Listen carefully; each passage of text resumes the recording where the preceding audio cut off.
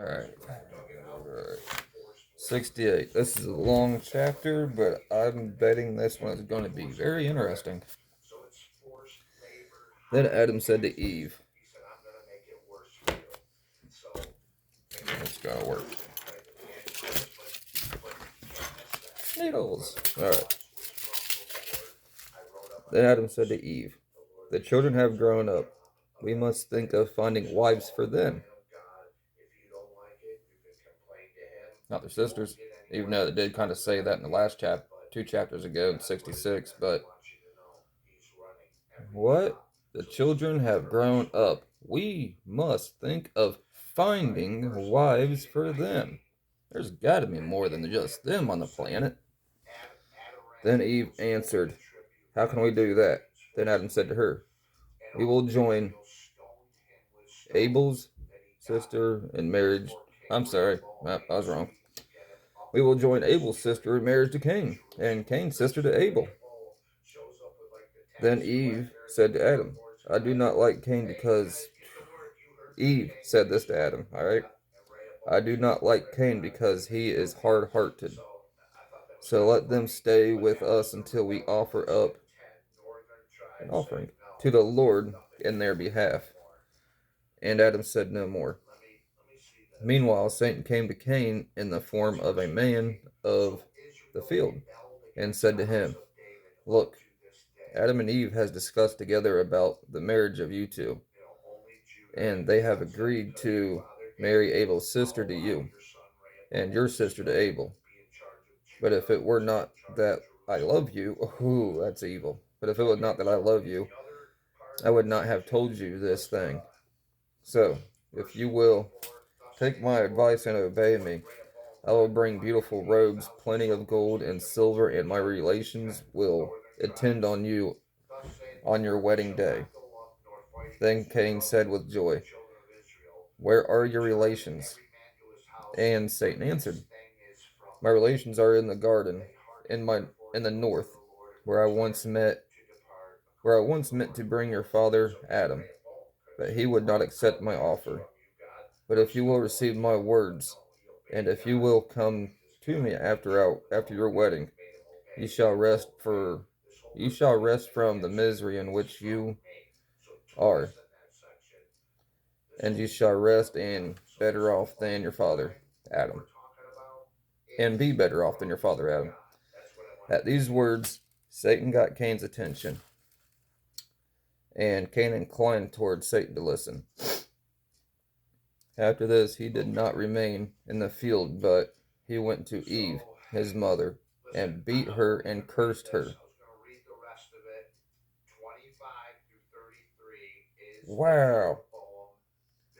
And he said to her, why are you planning to take my sister to marry her to my brother? Am I dead? But his mother quieted him and sent him back to the field where he had been.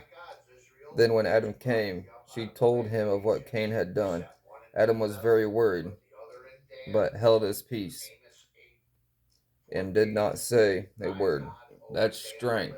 You people out there that are weak-minded and just start being fools right off the get-go and stuff because someone upset you, you're weak-minded. You have a hard heart.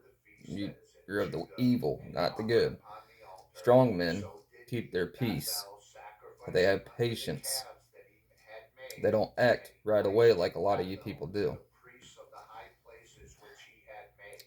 He held his peace and did not say a word. Then the next morning Adam said to Cain, his son, take your young and good sheep and offer them up to your God, and I will speak to your brother and have him make an offering according to his God. They both obeyed their father, Adam, and they took their offerings and offered them up on the mountain by the altar. But Cain behaved arrogantly, haughtily, toward his brother, and he shoved him from the altar, and would not let him offer up his gift on the altar, but offered his own offering on it with a proud heart, full of guile and fraud. But Abel set up stones that were near at hand, And on that he offered up his gift with a heart humble and free from guile. And Cain was standing by the altar on which he had offered up his gift, and he cried to God to accept his offering. But God did not accept it from Cain, nor did a divine fire come down to consume his offering. But he remained standing over against the altar out of meanness to make fun of his brother. And he glared at his brother, able to see if God would accept his offering or not. And Abel prayed to God to accept his offering. Then a divine fire came down and consumed his offering. And God smelled the sweet savor of his offering because Abel loved him and rejoiced in him. And because God was well pleased with him, he sent an angel of light into the form of a man to partake of his offering because he had smelled the sweet savor of his offering. And he comforted Abel and strengthened his heart. But Cain was looking on all that took place at his brother's offering and was angry because of it. Then he opened his mouth and blasphemed God because he had not accepted his offering. But God said to Cain, "Why do you look sad? Be in right standing with me so that I may accept your offering." It's all about how you are, your offering, how you can't fake it either. It's got to be pure. You have not murmured against me. Yeah. Be in right standing with me so that I may accept your offering. You have not murmured against me, but against yourself. And God said to Cain in rebuke, and because he hated him and his offering, and Cain came down from the altar, and his color changed, and he had a sad face. His color changed. Cain's color changed. I wonder what it changed to. Canaanites. Huh. Sodom and Gomorrah. Yeah, there's truth there. His color changed. Where'd it go? Right there. And he had a sad face. And he came to his father and mother and told them all that had happened to him. And Adam grieved much because God had not accepted Cain's offering. But Abel came down rejoicing and with a glad heart and told his father and mother how God had accepted his offering. It was like a bunch of kids. It's awesome. Well, one of them. But Abel came down, said his offering, and they rejoiced at it and kissed his face. And Abel said to his father, "Because Cain shoved me from the altar and would not allow me to offer my gift on it, I had made an altar to myself." He had to make a whole new altar. Cain is evil.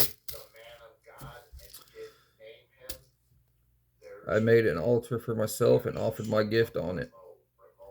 But when Adam heard this, he was very sorry because he was the altar because it was the altar he had built at first. Excuse me. And on it, and on which he had offered his own gifts. Cain was so resentful and so angry that he went into the field. He went into the field. There Satan came to him and said to him, "Your brother Abel has taken refuge with your father, Adam, because you shoved him from the altar. They have kissed his face, and they rejoice over him far more than over you." Duh. When Cain heard these words of Satan, antagonizing. When Cain heard these words of Satan, he was filled with rage, but he let no one know. But he was laying in wait to kill his brother, until he brought him into the cave, and then said to him, "Brother, the country is so beautiful, and there are such beautiful and pleasurable trees in it, and charming to look at. But brother, you have never been one day in the field to take your pleasure in that place.